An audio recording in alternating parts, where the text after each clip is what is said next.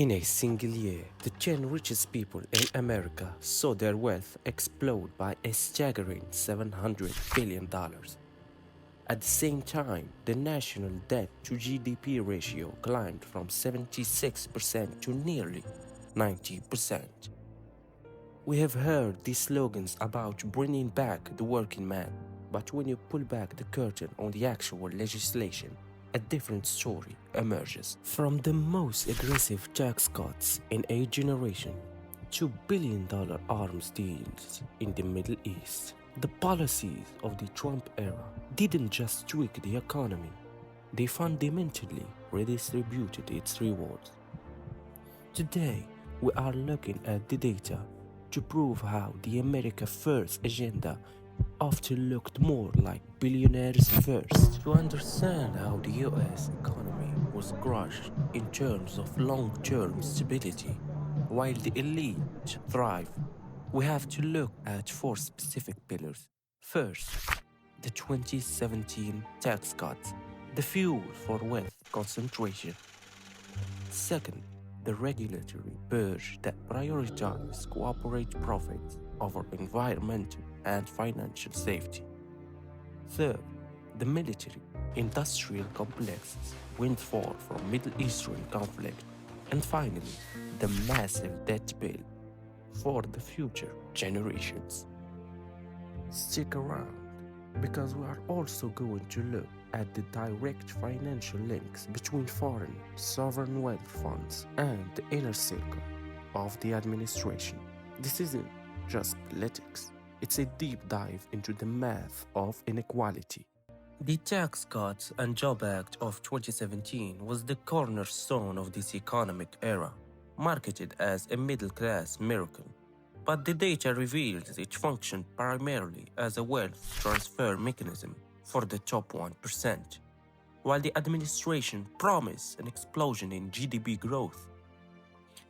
Non-partisan reports from the CBO and the Senate found the actual impact on growth was modest, adding only about 0.3 to 0.6 percentage points. However, for the billionaire class, the impact was anything but modest.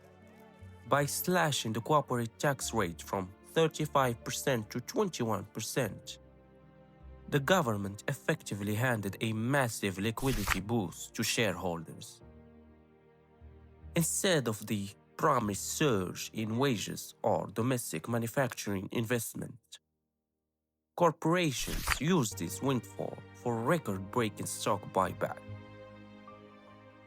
Because the top 10% of the population owns approximately 50% of all US stocks, the benefits were mathematically locked at the top of the social pyramid. While the average worker saw stagnant real wages, the elite saw their net worths reach orbital heights. Beyond the tax code, a massive non-intervention purge served as a silent subsidy to the most powerful industrial players in the country, often at the expense of public health and financial stability. The administration launched an all-out assault on environmental protections, rolling back standards for carbon emissions and opening protected lands to drilling. This wasn't just an ideology. It was a response to clear financial signals.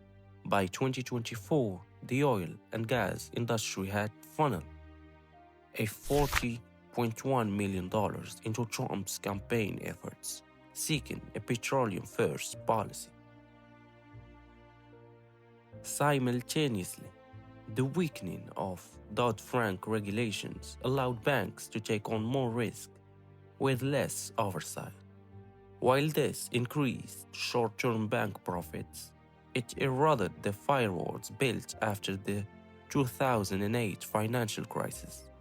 By prioritizing the cost of compliance over the cost of a collapse, the policy landscape was titled to favor immediate corporate earning over the long-term health of the American middle class. The US foreign policy in the Middle East during this period created a lucrative feedback loop for the defense industry, turning a geopolitical tension into private profit. Look at the timeline. Immediately following the 2020 assassination of General Soleimani, the stock prices for Northrop Grumman and Lockheed Martin spiked by over 3 and 5%, respectively, in a single day. The market wasn't reacting to security, it was reacting to the anticipation of massive new military orders. This coincided with a historic $100 billion arms deal with Saudi Arabia, bypassing congressional concerns over the war in Yemen. Companies like Raytheon saw their stock nearly double as they provided the munitions for these conflicts. This pay-to-play diplomacy reached a peak with the news that Jared Kushner's investment firm received a $2 billion commitment from the Saudi sovereign wealth fund.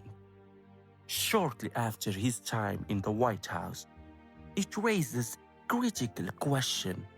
Were these policies designed for the American safety or for the balance sheets of the defense contractors and personal associates? While billionaires were busy collecting their profits, the structural integrity of the US economy was being hollowed out by a surge in national debt and self-inflicted trade friction.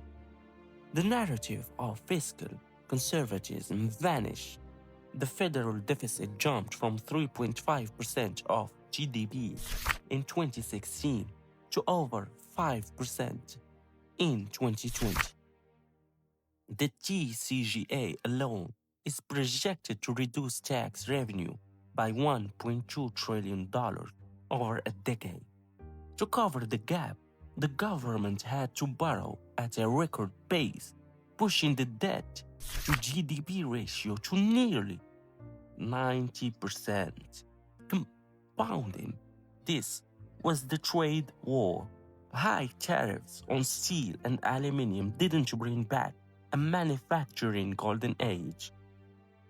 Instead, they raised costs for American consumers and triggered retaliatory tariffs that crushed the agricultural sector. The result was a double squeeze. The public was taxed through higher prices and burdened by the interest on a ballooning national debt, all while the primary beneficiaries of the trade protection were specific, high-level industrial donors. When we look at the data, the conclusion is hard to ignore. The policies from 2017 to 2021 created a perfect environment for wealth to flow upward. The billionaires got their tax breaks, the defense contractors got their wars, and the oil majors got their deregulation. But the foundation, the national debt, the trade relationships, and the wealth gap was left more fragile than ever.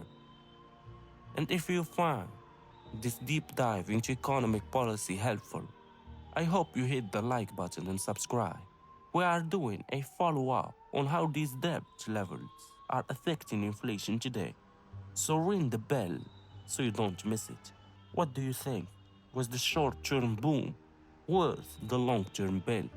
Let us know in the comments below, and don't forget to check previous videos. Take care.